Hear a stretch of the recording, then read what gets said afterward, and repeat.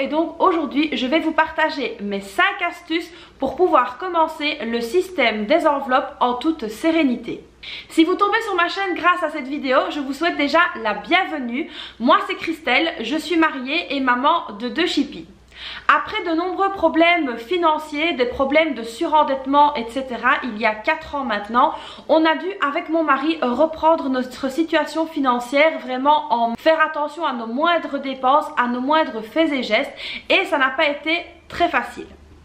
Après avoir testé donc plusieurs méthodes, plusieurs supports, etc., je me suis donc lancée dans le système des enveloppes. Et maintenant, le système des enveloppes est devenu vraiment une routine chez nous depuis plusieurs années. Si vous n'êtes pas encore abonné à ma chaîne, c'est juste en dessous. Vous cliquez sur le bouton s'abonner, vous activez la petite cloche. Alors évidemment, ça ne coûte rien, c'est gratuit. Et en activant la petite cloche, vous serez directement prévenu par une notification que j'ai sorti une vidéo. Et au passage, n'hésitez pas à liker la vidéo, ça aussi ça ne coûte rien et moi ça me fait hyper plaisir. Alors mon premier conseil, c'est de faire un budget mensuel réaliste. Donc ça c'est vraiment très important d'avoir un budget bien ficelé et surtout qu'il corresponde à votre mode de vie, à votre mode de fonctionnement. Par exemple, ne mettez pas que vous allez dépenser 200 € en alimentation sur le mois si vous savez très bien que chaque mois vous êtes à 500. Ça ne sert à rien. Il faut vraiment être le plus réaliste possible et surtout il faut avoir conscience de sa situation financière et savoir également où vous voulez aller, quels sont vos objectifs et ce que vous pouvez vous permettre ou non de faire. Ensuite, le deuxième conseil que je peux vous donner, c'est de bien réfléchir à savoir si vous voulez faire des enveloppes physiques, donc avec de l'argent liquide, ou des enveloppes virtuelles et que vous payez par carte. Alors, il n'y a aucune des deux manières qui soit meilleure que l'autre.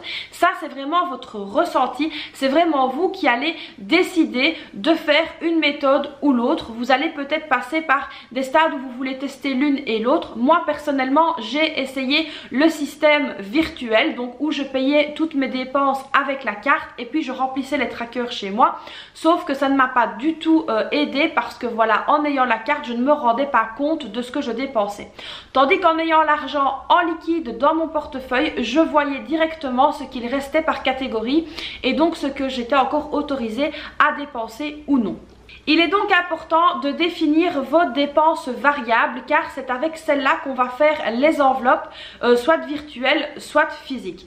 Par exemple, vous savez très bien que si vous payez l'eau et le gaz ou l'électricité, ça c'est obligatoirement des prélèvements bancaires où vous recevez la facture. Donc ça c'est pas quelque chose que vous pouvez aller payer en liquide. Donc il y a vraiment uniquement les dépenses variables comme l'alimentation, la beauté, les loisirs, les vêtements, la santé, même pour certaines personnes, ce sont vraiment des catégories comme ça que vous pouvez donc payer en liquide. Moi par exemple, mon mode de fonctionnement maintenant est que je paye le maximum en liquide, mis à part le carburant où là donc c'est très difficile de trouver maintenant un shop ouvert et qui prend le liquide, donc c'est plus facile de payer avec la carte, mais nous ne sommes autorisés d'utiliser la carte que pour les paiements de carburant et donc là j'ai un tracker dans mon Filofax où je note directement quand je suis allée à la pompe à essence. Le troisième conseil que je peux vous donner, c'est de bien penser à vos catégories. Moi par exemple, tout ce qui est alimentation, donc tout ce qui se mange, ça fait partie de l'enveloppe alimentation. Tout ce qui est entretien et hygiène, ça fait partie d'une autre enveloppe pour la bonne et simple raison qu'au niveau de l'entretien et de l'hygiène, quand on fait vraiment le plein de produits, on ne va peut-être pas forcément en reprendre le mois d'après. Maintenant, il y a des personnes qui ont rassemblé ces deux catégories parce qu'elles achètent les produits d'entretien et d'hygiène dans le magasin où elles font toutes leurs courses alimentaires. Moi par exemple, je ne vais pas dans le même magasin, donc du coup, je vais plus facile de scinder ces deux enveloppes. Évidemment, les catégories doivent vraiment vous correspondre et correspondre à votre mode de vie et à votre mode de fonctionnement pour justement qu'elles vous correspondent au mieux. Si vous avez donc un bébé, n'hésitez pas à faire une enveloppe spéciale bébé et de cette enveloppe-là partira le montant des couches, du lait, etc. Ça peut vous aider également à avoir une meilleure vision parce que c'est vrai que mélanger l'enveloppe bébé avec l'enveloppe alimentation, ça peut porter parfois à confusion. De même, par exemple, si vos enfants mangent à la cantine, moi personnellement j'ai préparé une enveloppe spéciale école et tout ce qui est paiement donc de sortie scolaire, de cantine, etc. ça part de l'enveloppe école parce que pour moi c'est important et je ne mélange pas l'école à l'alimentation. Tout ceci évidemment ce sont des exemples, à vous vraiment de trouver votre propre méthode. Quatrième conseil, c'est de choisir le support qui vous convient le mieux. Alors moi, pour gérer mon système des enveloppes, j'ai plusieurs petits classeurs et j'ai mon Filofax qui m'accompagne partout, que je prends également comme portefeuille. J'ai choisi le Filofax Saffiano Zip Compact. D'ailleurs, vous aurez toutes les références ici en description, donc n'hésitez pas à aller voir pour voir un petit peu ce que c'est. Donc moi, j'ai choisi ce Filofax là pour la bonne et simple raison qu'il prend également la place de mon portefeuille et il a la place pour gérer les enveloppes. Donc j'ai fait de 2 supports en un seul et c'est vraiment ce qui me correspond le mieux. Maintenant, il y a des personnes qui prennent simplement des petits classeurs ou qui prennent des petites boîtes. Ça, c'est vraiment à vous de voir, mais il faut vraiment que vous soyez à l'aise avec votre support pour ne pas justement qu'en caisse, vous perdiez votre temps, vous vous énerviez à chercher votre argent ou vous ne savez pas très bien ouvrir votre portefeuille. Voilà, ça c'est des choses qui arrivent, ce sont des choses qui peuvent vous énerver à la caisse et du coup, vous n'allez pas tenir la méthode sur la longueur. Donc il faut vraiment que vous soyez à l'aise avec votre support. Moi également, pour la gestion de mon budget, j'ai donc essayé plein de choses, que ce soit le Kakebo, le Mémoniac, les petits cahiers, etc. J'ai vraiment essayé plein de choses, mais la méthode qui me correspond le mieux, c'est d'avoir un classeur avec les feuilles donc que j'imprime. Donc ça, si vous voulez voir un petit peu les feuilles que j'imprime, n'hésitez pas à aller voir sur mon site internet. D'ailleurs, le lien est également en description et donc vous verrez un petit peu le support. J'ai également essayé les tableaux Excel, donc ça peut correspondre à certaines personnes, mais moi je n'ai pas toujours l'envie ni le courage d'allumer mon ordinateur, de chercher le fichier, d'aller vérifier. Ça c'est quelque chose qui demande beaucoup de temps et moi j'aime beaucoup pouvoir gérer mon argent directement quand j'en ai envie, quand ça me passe par la tête, je prends mon classeur, je m'installe et c'est fait.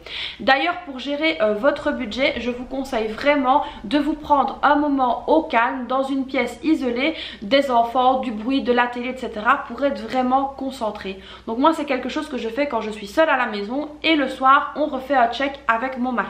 Et pour terminer, mon 5e et dernier conseil, c'est de garder vos tickets de caisse. Alors ça, je sais que ça peut paraître fastidieux et parfois très énervant. On peut les égarer, les mettre dans sa poche, les glisser dans la voiture.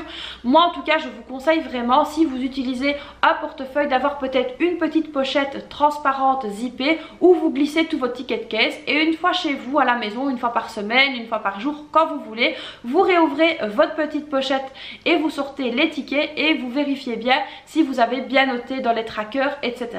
Alors ça permettra également de se souvenir de ce qu'on a acheté. Alors je vous conseille ça, pourquoi? Je suis allée donc faire une petite course et dans cette course là j'ai pris quoi? 2 paquets de fromage râpé et une bombe de bref pour nettoyer mon four. Du coup moi, comme je sais de mes catégories, il fallait donc que j'aille bien en tête le prix du bref pour le nettoyant pour four et du fromage râpé pour pouvoir s'aider donc dans mes trackers. Évidemment à la caisse je ne me suis pas pris la tête, j'ai simplement ouvert mon enveloppe alimentation, j'ai directement payé et ensuite une fois rentrée à la maison, grâce au fait que j'avais gardé mon ticket de caisse, j'ai pu remettre de l'enveloppe entretien hygiène le montant du mon bref pour le four dans l'enveloppe alimentation. Donc ça évidemment je ne passe pas mon temps à la caisse à séparer mes articles. Alors c'est une chose que je faisais au début de la méthode quand j'étais pas encore à l'aise avec les enveloppes. Je n'hésitais pas à faire ma petite organisation sur le tapis de la caissière. Je mettais les barres hautes et je lui expliquais que c'était des comptes séparés.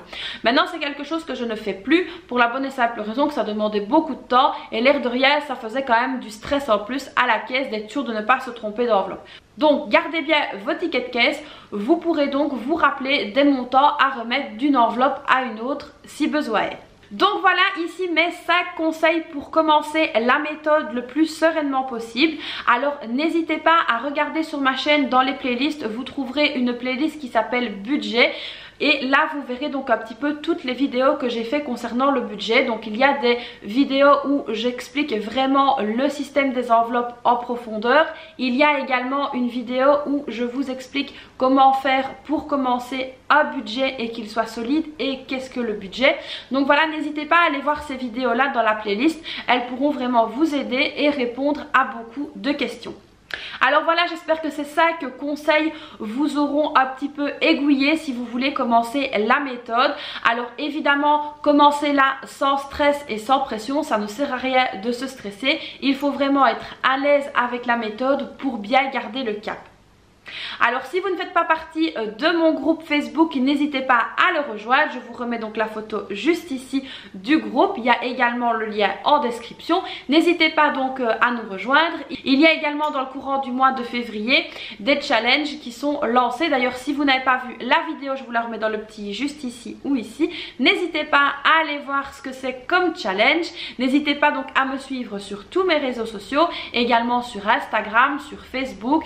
Donc je suis disponible partout, je suis partout. N'hésitez pas également à me contacter par mail si vous avez des questions plus personnelles. N'hésitez pas également à me contacter dans les messages privés par Facebook ou dans les messages privés via Instagram. Je me ferai un plaisir de vous lire et de vous répondre.